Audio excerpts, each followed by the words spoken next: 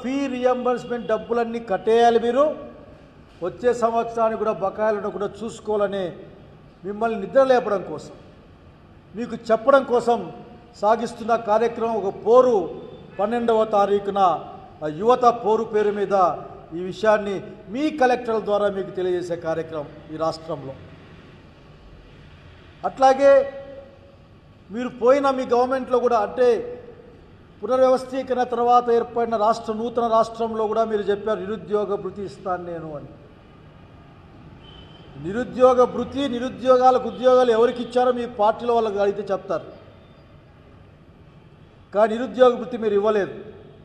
ఈ సంవత్సరం ఎన్నికల్లో మీరు జగన్మోహన్ రెడ్డి గారి ప్రభుత్వం పైన ఆ రోజు మీరు కల్పించే అనేకమైన మాయా సత్యకి దూరమైన విషయాలు, అబద్ధాలు, దాంట్లో ఇదొక్కటి.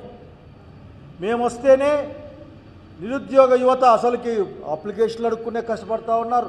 పోయే కష్టపడితే ఇట్లా రకరకాల మీరు ఎన్ని మాటలు మాట్లాడారు, రాసుకున్న మాటలు మాట్లాడారు. మీరు 3,000 రూపాయలు ఇస్తా నేను ప్రతి నిరుద్యోగికి అని ప్రకటించారు మీరు.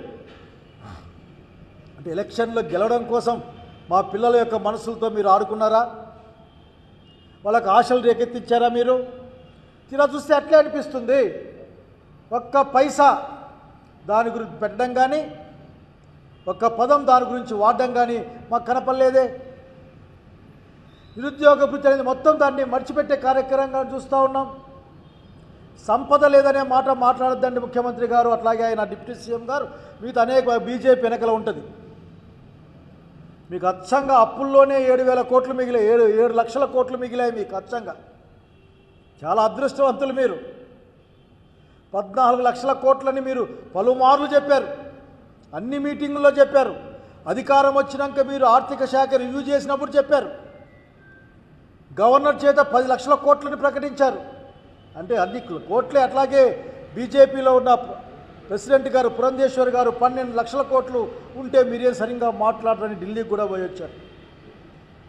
మొన్న అసెంబ్లీలో మీ మంత్రి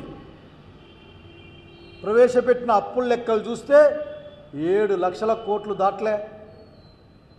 అందులో కూడా జగన్మోహన్ రెడ్డి గారు ఇచ్చిన డబ్బులు ఎంత? 3.5 lakh crores. ఆ మధ్య అయితే నాట్ ఈవెన్ 4 lakh crores. కనుక మీ దగ్గర డబ్బులు ఉన్నాయి, అప్పుల్లోనే మిగిలిన్నాయి. మీకు వడ్డీ డబ్బులు కూడా మిగులుతాయి. ఎందుకంటే మీరు వడ్డీ చాలా కడుతున్నాం అంటున్నారు కదా, వడ్డీ కూడా 7 లక్షల కోట్లు మిగిలిపోయాయి. సంపద లేదనే మాట కాదు, మాట మీద నిలకడ లేనితనం తప్ప ఇంకోటి కారణం సంగతి ఇక్కడ నేను గుర్తు చేస్తూ ఉన్నా. దయచేసి నిరుద్యోగ యువకులకి ఉద్యోగాలు ఇవాళ మీరు చెప్పిన మాట ప్రకారం 20 లక్షల ఉద్యోగాలు ఇస్తామని చెప్పారు. ఈ సంవత్సరానికి ఇప్పటికే 4 లక్షల ఉద్యోగాలు దాదాపు ప్రమాణం రావాలి. ఉద్యోగ కల్పన అంటే ఎట్లా ఉంటుందో ఒకసారి జగన్మోహన్ రెడ్డి గారి ప్రభుత్వంలో ఉన్న వాళ్ళని, మీకే ఇబ్బంది లేకపోతే జగన్మోహన్ రెడ్డి గారితో మాట్లాడండి. ఉద్యోగాల కల్పన, యువకుల యొక్క భవిష్యత్తు ఏ విధంగా ఉంటుందో వాళ్ళు మీకు సలహా ఇస్తారు. మనం చూసాం మీ దగ్గరే, మీరు చెప్పిన లెక్కల్లో చాలా కొన్ని లక్షల ఉద్యోగాలు వచ్చాయని చెప్పారు మీరు జగన్మోహన్ రెడ్డి గారి హయాంలో, అన్నీ కూడా ప్రత్యక్షంగా పరోక్షంగా. కనుక ఉద్యోగం అన్నా ఇవ్వాలి, మీరు నిరుద్యోగ భృతి అన్నా ఇవ్వాలి.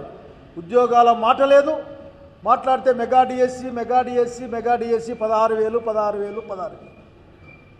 మీరేం చెప్పాలనుకుంటున్నారు? ఆఖరికి మెగా డిఎస్సి నువ్వు లేకపోయినా, ఇంకోరు లేకపోయినా టీచర్ల ఉద్యోగాలు ఖాళీ అయితే ఉద్యోగాలు ఫిలప్ చేయాలా?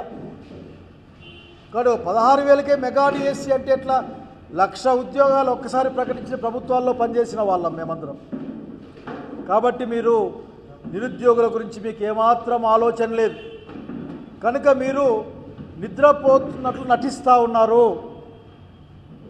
నిరుద్యోగుల పట్ల మీకు వినపడినట్లు, కనపడినట్లు, మీరు చూస్తున్నా చూడనట్లు ప్రవర్తిస్తూ ఉన్నారు.